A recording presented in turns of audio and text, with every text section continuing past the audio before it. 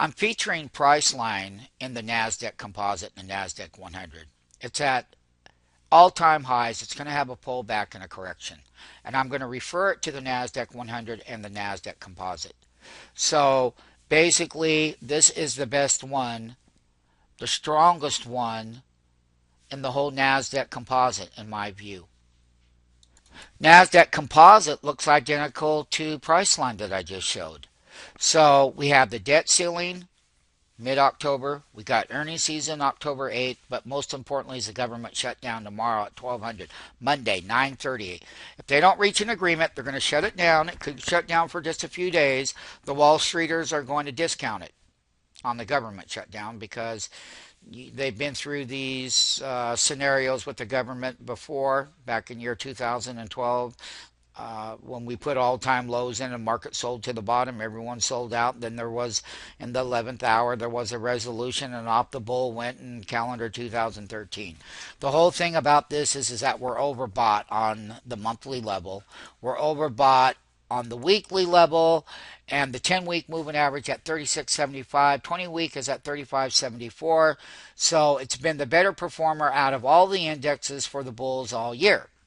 Now, having said that, the stocks that trade in the Nasdaq 100, which is part of the broader Nasdaq Composite, a lot of those are going to have corrections because they're overbought. This is not the buying opportunity.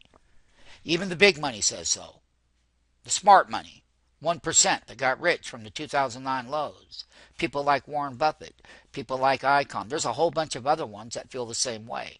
In fact, the bulls, the real bulls that make money or know how to make money, are not happy with trying to buy equities at higher valuations. It's not a good recipe to make money. Not for, let's say I'm buying equities that are oversold and I'm going to buy them for a couple of weeks to a month or a couple of months, and they're going to make higher highs through a period of time. That's not this environment at the very moment, is what I'm saying in the Nasdaq Composite. It's the best performer. Look, that was the last correction. It tested the 10-week. It made another all-time high. It's the first time in the 13-year period, meaning that 2013, when the 2000 tops, look at that bear has been in this market for a little over 12 years. And the bull, well, hey, they finally got one good year. And that was the year that we're in now. And that year is coming to a closing. And the earnings are going to be weaker. They start. So we are going to do the following. When we get into the reporting session, we are going to trade the leadership stocks that drop because they missed the quarter. They come down to levels where they're oversold. That's the time to be the buyer in the leadership in the Nasdaq Composite. And how do I trade the Nasdaq? Or how do I trade the Nasdaq 100? You do it that way, because if you don't, you'll be chasing irrational exuberance at high valuation levels. And this one here is ready for a nice pullback. So, moving forward in the calendar month of October, we got three major hurdles, and I'm going to say it. The Obamacare, the government shutdown, that's number one tomorrow. Number two is going to be the debt ceiling. Then number three is going to be the quarterly earnings.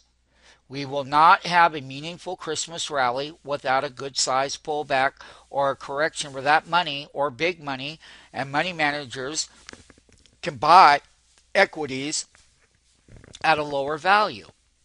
That's when we would get a good bull move to close out year 2013.